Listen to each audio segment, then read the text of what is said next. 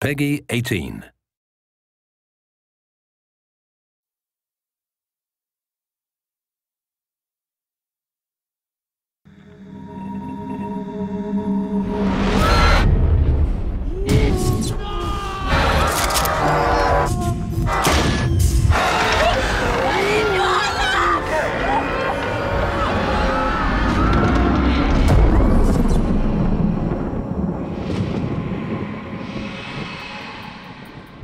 To officially kick off the campaign for Metro Last Light, THQ, in partnership with creative agency Itchy, created an epic live-action short film to tell the story of those present at the end of the world and the beginning of the world of Metro. Ready? Keep going there. Let's go. What drew me into the project was the sheer epic scale and sort of scope of the story.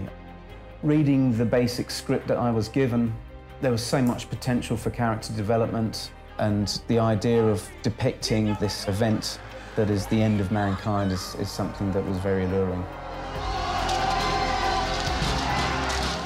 When we were looking for a director to pick up this piece, we were really after someone that understood the necessity to create this bleak vision of a near future. And something that Jim's treatment really brought to life was another level to our storytelling, and he just got it completely. You gotta get out. Obviously, a big part of getting the right director on board was also finding a great director of photography, and Jim recommended Mark Patton, who was just coming off Prometheus, so he was absolutely the right choice for us.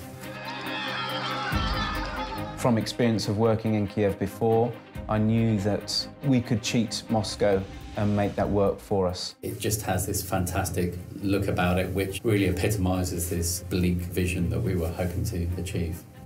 Kiev was pretty much the ideal location apart from the weather. Extreme cold meant that we couldn't stand still, we had very little time to think, and on top of that we had to throw in 100 extras, car stunts, rampaging through the streets. But through planning, we actually got away with a lot in the time we had. We also invited a lot of people from 4A to help add to the weight of bodies. And in actual fact, I think we cleared out most of the office. Yeah, that was a lot of fun. The third day was the hardest shoot. We shot for 22 hours without stopping, which was pretty incredible. We had to shoot in 3 locations, including being on the Metro Underground system at 4 o'clock in the morning. The Ranger's costume is based on Artyom's character. I really enjoyed developing that because that's toys for boys. You get to sort of build guns and knives and create uniforms. It was a real process of exploration to design and make his weaponry and his outfit as close as we could to the character in the game. Take your time. One happy accident we had while shooting was the fact that the Metro commander happened to have a child who was the exact age we were looking for the baby. So in the film, the baby that is passed to him is actually his own son. Towards the end of the film, we needed to tie in the idea that perhaps this Ranger was also the baby. And we felt that one really vital cue would be to use the lullaby. We had a lot of actresses into a casting session and got them to act out the scene with the baby. And one particular mother started to sing the child a lullaby.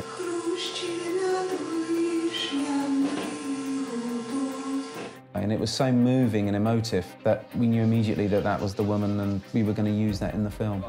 The Mother's Lullaby was one of those things that no matter how much you prepare, how much you plan, some things just come along and they absolutely click and make perfect sense.